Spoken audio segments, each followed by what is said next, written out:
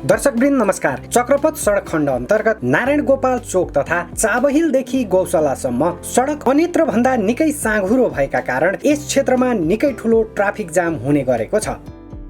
यसै कुरालाई मध्यनजर गर्दै सरकारले महाराजगञ्जमा अन्डरपास तथा चाबहिल गौशाला सडक खण्डमा सुरुङ मार्ग बनाउने योजना अगाडि बढाएको छ।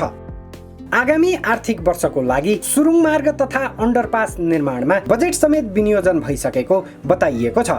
दर्शकवृन्द, यही आर्थिक वर्षमा सुरुङ मार्ग तथा अन्डरपासको लागि सम्भाव्यता अध्ययन हुने सम्बन्धित निकायको भनाइरहेको छ।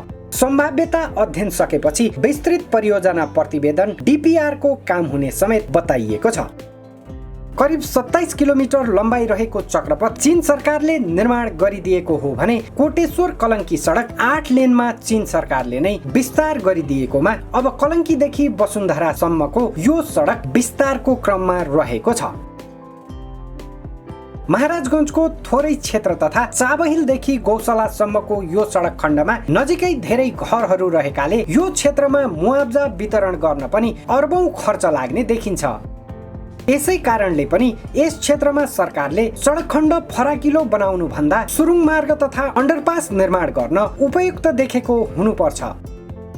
सुरुङ मार्ग तथा अन्डरपास निर्माणको लागि सरकारले करिब 55 करोड रुपियाँ आगामी आर्थिक वर्षको लागि रकम विनियोजन गरेको छ।